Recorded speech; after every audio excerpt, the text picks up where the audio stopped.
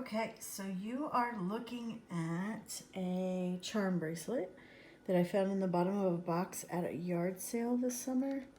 I couldn't find any markings, like metal identification markings, but I did find a mark that said Mexico, which makes sense based on the types of charms that are on here. I love this little hinged bucket. It's got a little, it's hinged. Or the little handle swings back and forth.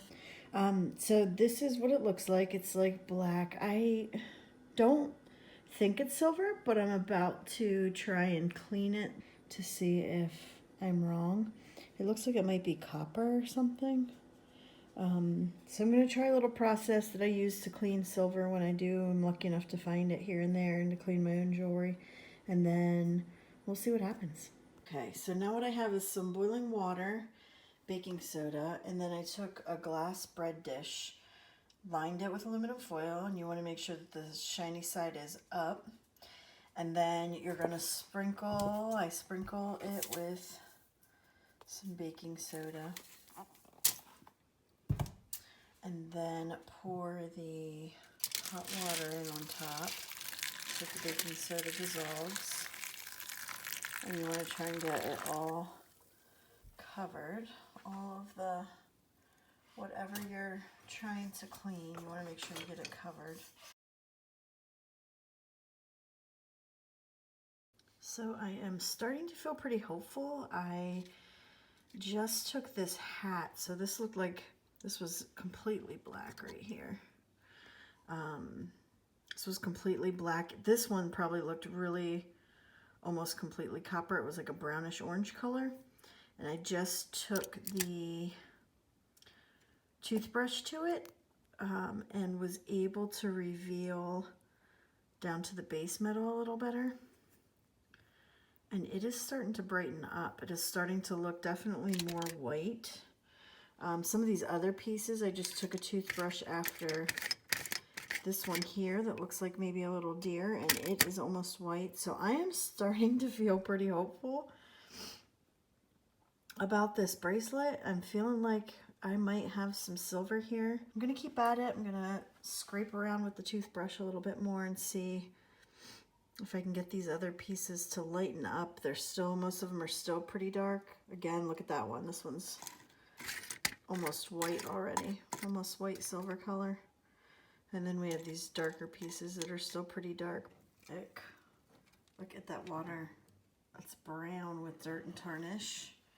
This piece especially right here, you can see the silver starting to, or some light colored metal is starting to poke through there. This piece here has lightened up considerably.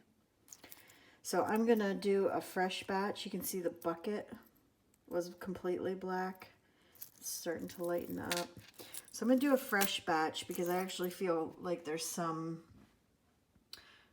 I should look up the chemical reaction, but something happens between the metal and the aluminum foil and the baking soda with the water. So I'll put a fresh piece of foil in there and see if that expedites our process at all. But I feel like I did get quite a bit of the gunk and dirt off of there so that the baking soda and aluminum foil can do its job now. Pour in the hot water over top just so that it gets covered. And then last time I just kind of zhuzhed it around a little so that the baking soda could like evenly distribute and dissolve. I'm just looking in there. Look how bright. It's getting so much brighter. I am so excited about this. This is one of those, like, this is what we are out there picking for all the time. Digging through boxes, buying a bunch of crap until we find the gem. Oh, it is busy now. Now you can actually see the bubbles of the chemical process happening. Okay, so status update. Here's where we are. We are getting down to the silver now. We still have spots of darkness where there's still lots of black tarnish. That's one's still pretty dark, but you can see little dog. He's He's probably just about as bright as he's gonna get. The little elephant, you can see the sandal. There's still some black tarnish on the inside.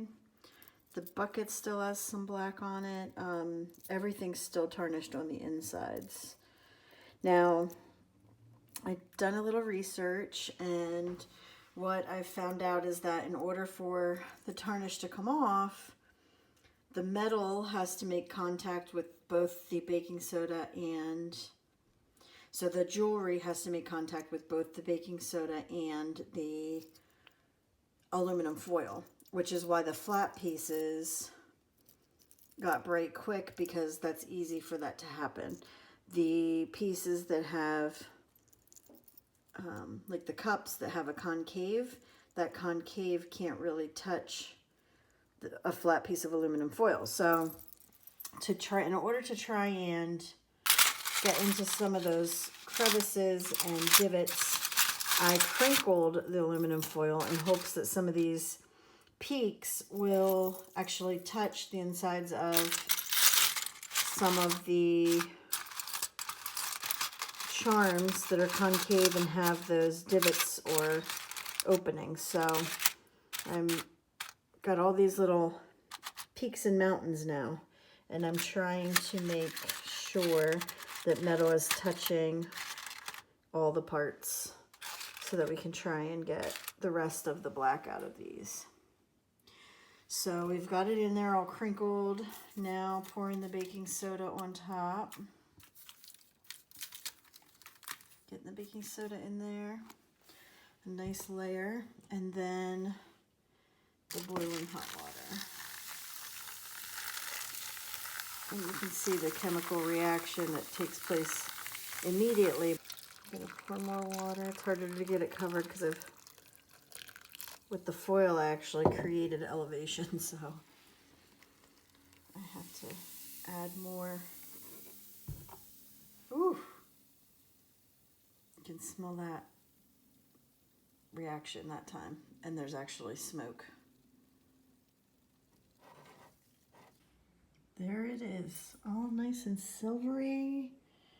Excellent, we did a good job.